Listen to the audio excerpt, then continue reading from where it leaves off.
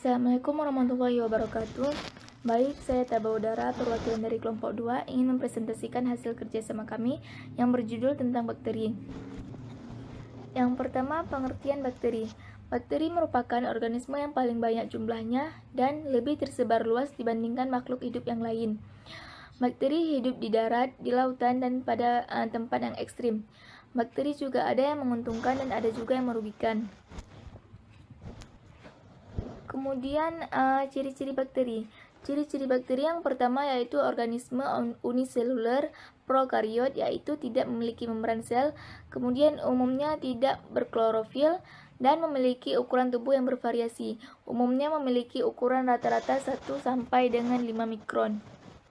Kemudian struktur sel bakteri. Struktur sel bakteri terbagi menjadi 2, struktur dalam dan struktur luar. Struktur luar dari bakteri terdiri atas sel, kapsul, membran sel, flagela, dan pili. Dan struktur dalam terdiri dari sitoplasma, nukleoid, ribosom, dan plasmid. Kemudian akan dilanjutkan oleh teman-teman.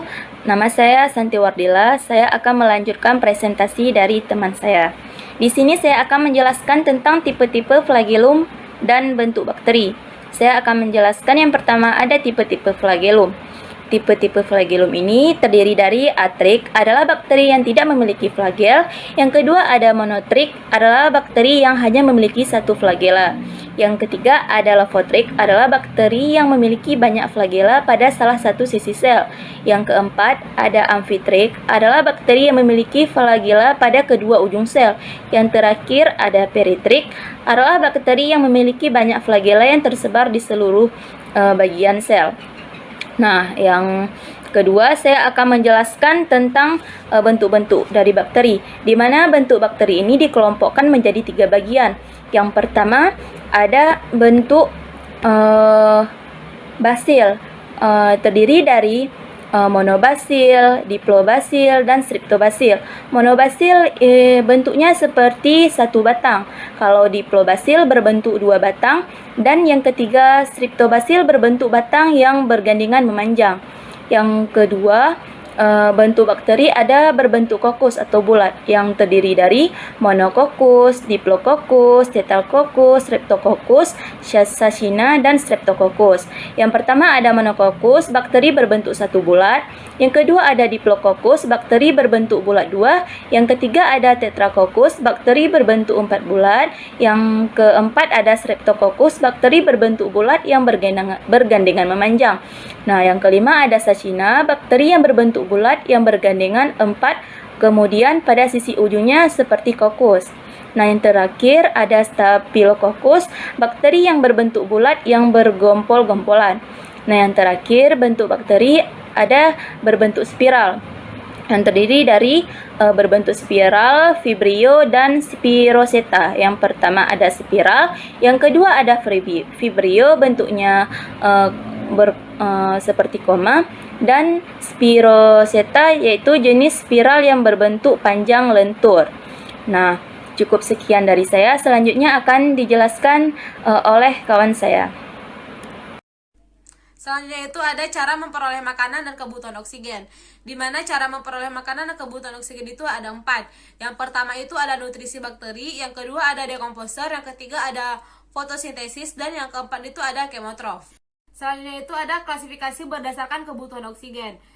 Itu terbagi menjadi 2, ada aerobik dan ada anaerobik. Di mana yang pertama itu ada aerobik.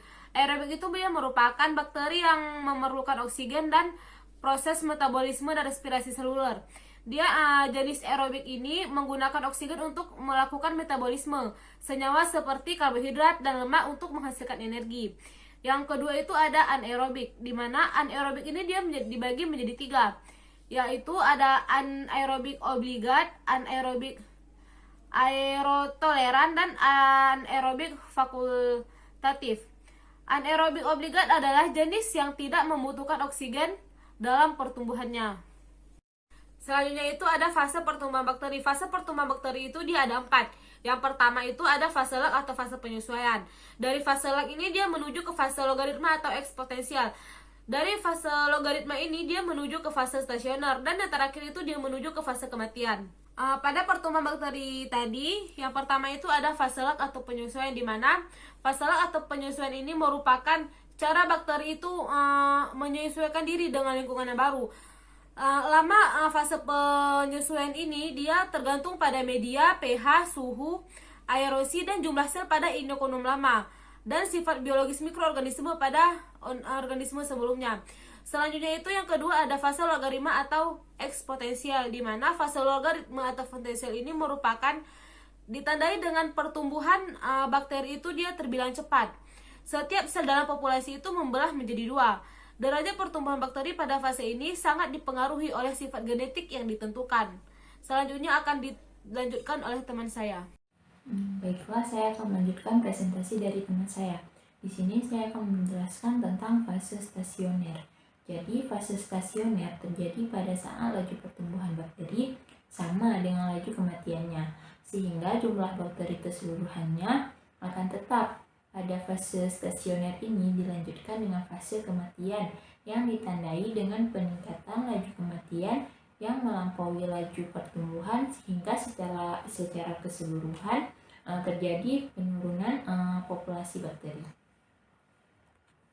Selanjutnya ada reproduksi bakteri. Jadi reproduksi bakteri ini terbagi menjadi dua, yaitu rekombinasi genetik dan pembelahan binder. Jadi bakteri ini dia melakukan reproduksi secara seksual dengan cara rekombinasi genetik. Jadi rekombinasi genetik adalah peristiwa bercampurnya sebagian materi gen atau DNA dari dua sel bakteri yang berbeda sehingga terbentuk DNA rekombinan. Dalam rekombinasi genetik akan dihasilkan dua sel bakteri dengan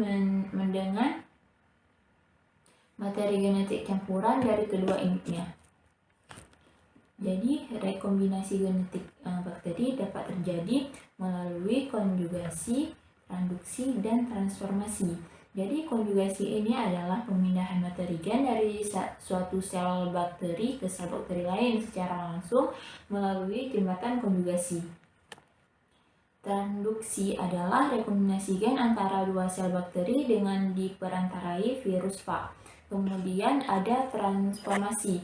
Jadi transformasi ini adalah rekombinasi gen yang terjadi melalui pengambilan langsung sebagian materi gen dari bakteri lain yang dilakukan oleh suatu sel.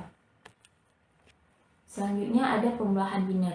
Jadi pada pembelahan ini sifat sel anak yang dihasilkan sama dengan sifat sel induknya. Pembelahan binder mirip mitosis pada sel eukariot.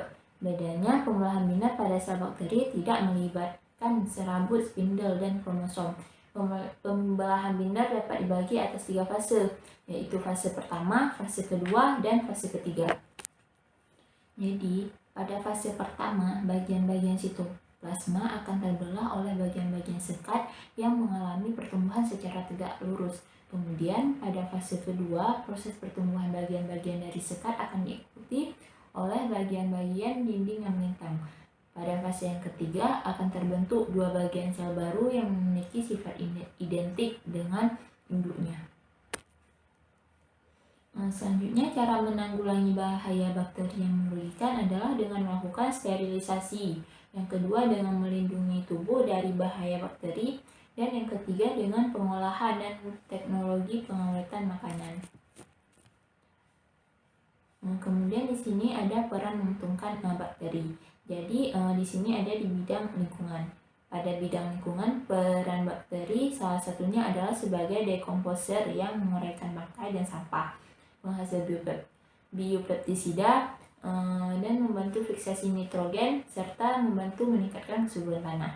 Kemudian pada bidang industri makanan dan minuman, itu juga ada beberapa bakteri yang berperan dalam industri makanan dan minuman. Di antaranya adalah Lactobacillus plantarum untuk pembuatan asam laktat. Kemudian ada Lactobacillus bulgarisus dan Streptococcus thermophilus untuk pembuatan yogurt.